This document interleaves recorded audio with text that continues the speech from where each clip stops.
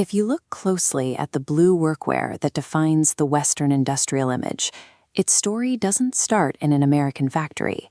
It begins over 300 years ago, sitting in a stack of raw bundles on a dockyard in India. In the early 1600s, the British and Dutch East India Companies faced a severe logistical crisis. As trade volumes expanded across the oceans, merchants found their cargo constantly subjected to a relentless maritime vacuum. They needed a packing material that could resist saltwater corrosion, block out the humidity of deep cargo holds, and survive the constant friction of shifting crates during months at sea. At the same time, the local dock workers moving those massive loads required gear that wouldn't shred under the physical stress. They needed a uniform that was practically indestructible. The entire expanding network of 17th century global trade relied on a textile solution that European mills simply didn't have the technology to produce. The solution came from local weavers near an elevated port on the Bombay archipelago. This area was known as Dongri Killa, or the Hill Forts, and the thick, coarse cotton cloth manufactured there took on the same name, Dongri. What made Dongri fabric unique was its construction. The raw cotton yarns were heavily dyed with plant-based indigo before they ever reached the loom. Denim is traditionally woven raw and then dyed as a finished piece. Dongri cloth baked the color and the resilience into the individual threads first. The weavers also doubled the threads in a simple over-under plain weave pattern, significantly increasing the structural density and abrasion resistance of the cloth. When British merchants began exporting this material by the ton, their shipping ledgers struggled with the Marathi pronunciation. They wrote it down as Dungarees, which eventually slurred into the English word Dungaree. Long before the Industrial Revolution swept through Europe, the Dungaree acted as the first global industrial textile, an Indian innovation engineered to solve a Western logistics crisis.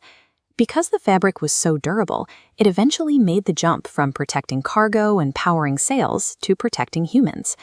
By the mid-1800s, manufacturers took the heavy-duty trousers worn by miners and farmers and integrated a protective chest bib held up by shoulder straps, creating the iconic overall silhouette. The durability was so well proven that the United States Navy formally institutionalized the fabric. Through both World Wars, they issued dungarees as the mandatory utility uniform for sailors and boiler room crews.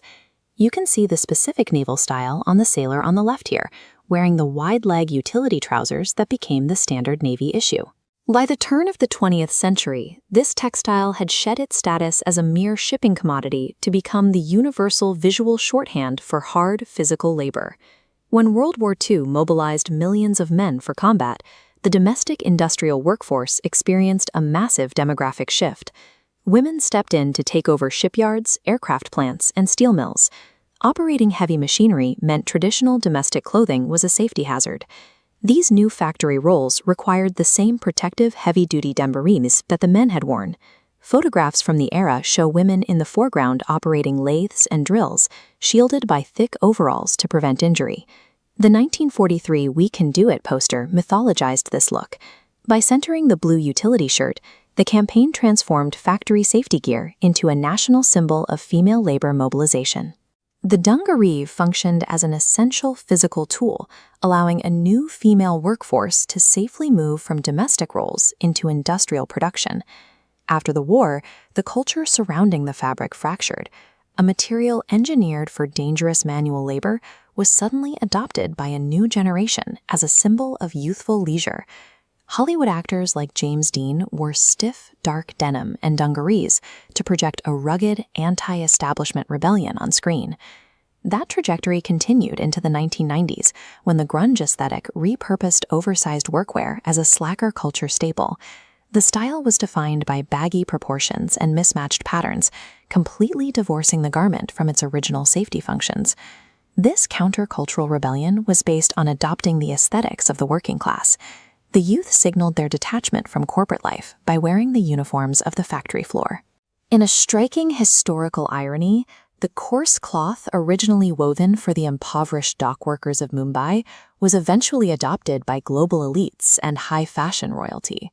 The journey even came full circle back to India, where dungarees are now a mainstream fixture in Bollywood wardrobes and modern pop culture. The clothes hanging in your closet right now are essentially wearable maps, tracking centuries of colonial trade and Indian craftsmanship.